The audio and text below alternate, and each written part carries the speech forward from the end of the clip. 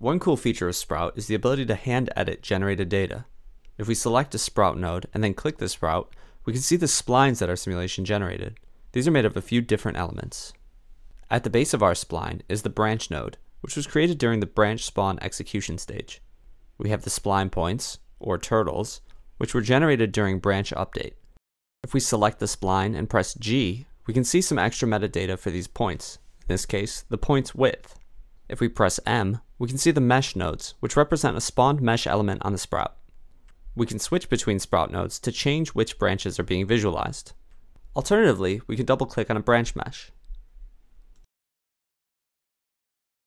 These splines can be edited the same way as any spline in Unreal. Points can be transformed, added, and removed. When we re-enable our branch point visualization by pressing G, you can see that the point we added is colored blue. This signifies that it is a virtual node, one that wasn't generated during the simulation. The attributes at this point are interpolated relative to surrounding turtles. Also, we can select one of these rings to edit a point's width.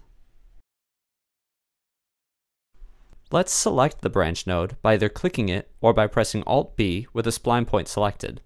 Now we can transform the branch and any of its children.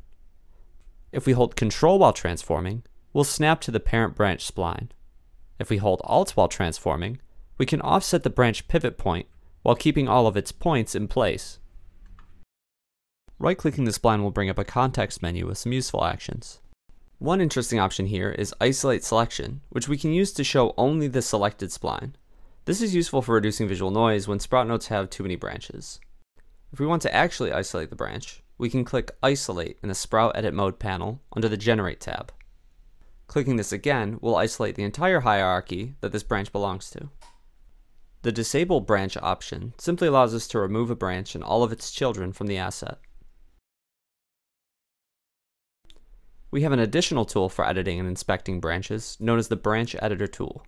We can open that from the Spline context menu by double-clicking on the branch node we want to inspect, or by clicking this button in the Sprout Edit Mode panel under the Generate tab. This window shows some useful info about the selected branch, and it provides us with some basic functionality.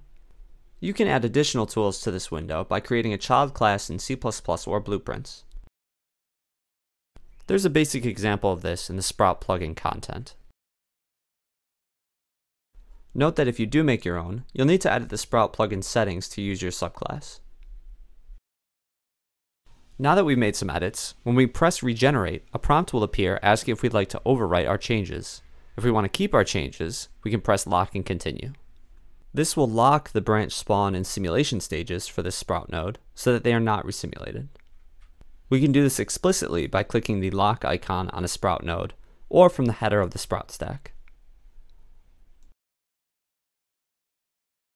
That covers most of the basic stuff we can do by editing Sprout splines, but the Sprout Edit Mode provides us with some additional tools for hand editing. We can see these by navigating to the Sprout Edit Mode panel under the Tools tab. The first we'll look at is the Spline Sculpt tool. This tool provides us with a number of brushes that allow us to sculpt the branch spline. Notice that we can move and smooth the points of our spline using this brush. When we activated the tool, the Edit Mode panel updated to show the active tool's properties. We have properties to edit the brush's size, strength, and fall off. We can also change the brush operation.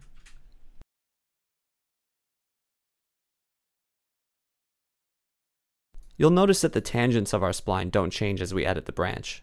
We can enable this using the Auto Update Tangents property. If we want to edit a different branch, or if we'd started the tool without a branch selected, we can hold Ctrl and Alt to enable the branch picker.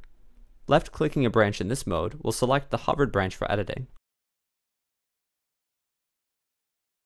We can also use the Bend tool to edit a branch. Activating this tool creates a widget that allows us to bend the branch from the widget's location with the specified fall-off properties. We can see the fall-off visualized when the tool begins.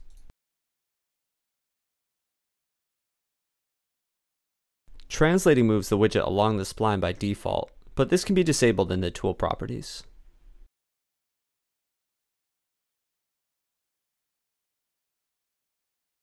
The Prune tool allows us to cut the selected branch at a given point by clicking and dragging the viewport. The Simple Edit tool generates a simplified spline based on the selected branch, so that we can make large changes while preserving any detailed data.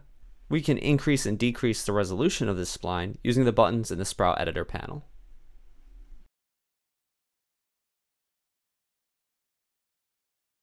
Lastly, we have a tool that allows us to paint attribute data directly. When we activate it, we can see that it works like the Sculpt Spline brush. However, in the Properties panel, there's a new field, Attribute, for determining which attribute we're going to paint. We'll start by adjusting the width of the branch. We'll drag it in from the parameter palette and begin painting. Holding Shift allows us to smooth values. Holding Control allows us to remove weight.